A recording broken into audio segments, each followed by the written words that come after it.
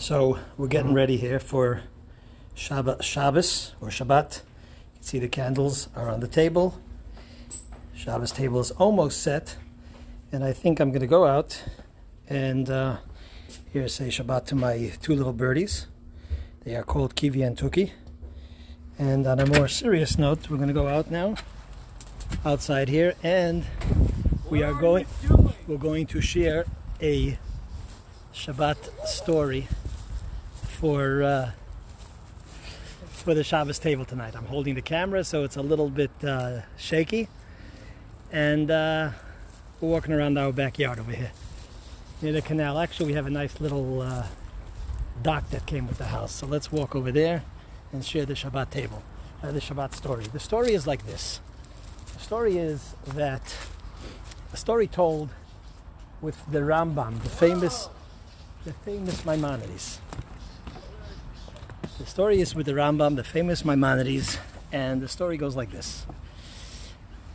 Let me take off my glass, a little easier for me to see.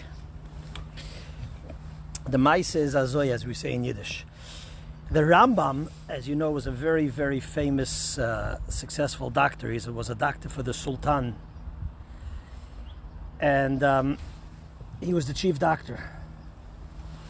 There was a doctor there, another doctor there, that was, unfortunately, a tremendous anti-Semite, and he hated the Rambam, and was extremely jealous of the Rambam, and that the Rambam was the chief doctor for the Sultan. And he constantly tried to put down, undermine Maimonides, the Rambam. And one time he somehow convinced the Sultan to accept his argument that the Rambam wasn't so great, and what does he need him for, and he could do a better job. So the Sultan said, you know what, I'll make a deal. You guys will have this competition. Each one of you will give the other one a potion or a poison, and each one of you will have the sort of antidote that you decide you want to have, and whoever survives, that's the person who will become my doctor. Okay, so they have no choice. This is a challenge. This guy felt for sure that he could do it, and he decides to take up the challenge. The Rambam hears about it. He doesn't have much choice. The Rambam, or known as Maimonides, and the day comes. To make the story short, because it's soon Shabbat, the day comes, and first he convinced first it was his turn, meaning it was his turn to give the Rambam the poison. The Rambam prepared some mixture of medicine and anti-poison and so on, and the Rambam drinks down the poison that the fellow prepared, and the guy was certain that the Rambam, that he came up with this poison, that the Rambam won't survive, but the Rambam drinks, right after that, that which he prepared, and he recovers. It's good. Then it becomes the turn of the competing doctor. The competing doctor, okay, it's his turn. The Rambam gives him the bottle that he prepared for him. The fellow drinks it down, and he's kind of surprised because it has he's feeling fantastic afterwards. There's nothing, he doesn't feel what he thinks he should feel. He doesn't feel faint, he doesn't feel terrible, he doesn't feel that he's about to go, and so on. And he actually gets very worried about it. He says, maybe if I drink water after this, it'll trigger the poison. Maybe if I go to sleep, maybe if I wake up, maybe if I get aggravated. And he was so in such high state of anxiety and worry and concern that after a week he died. Okay, he died.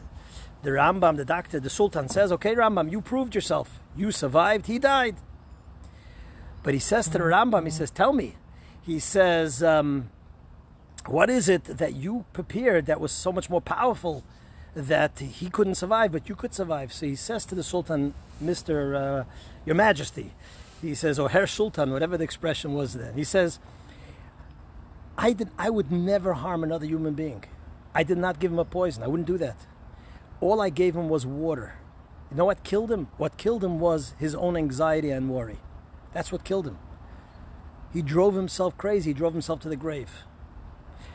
So this is a Shabbos story that we're dealing with a situation, and it's a difficult situation, and we pray from the bottom of our heart. You should say Psalms, and we pray and we daven that all should be healed and be protected. But at the same time, let's not allow our worry and anxiety to do more harm than that which we are challenged with. Everybody should have a wonderful Shabbat. Take the opportunity, the beautiful opportunity, to bring holiness into your home for Shabbat. Shabbos is holy. But let's take the opportunity to bring additional holiness, gather your family together, light the Shabbat candles before sundown. You can go to our website, coralspringschabbat.org, type in Shabbat candles. You'll find very clear instructions and insights how to make Kiddush, how to light Shabbat candles, how to have a wonderful Shabbat with your kindalach, with your family, with your children, with your parents, whoever you're with. You should have a wonderful Shabbat. On Shabbos, we say the prayer Shabbati milizok ukruva ufua krova lavo, which means Shabbos is not a time to cry and to scream. Shabbos is a time for peace and healing and shalom. Shabbat shalom, healing and peace will reign throughout our families, our communities, our country, throughout the world. Everybody, Shabbat shalom. Good Shabbos.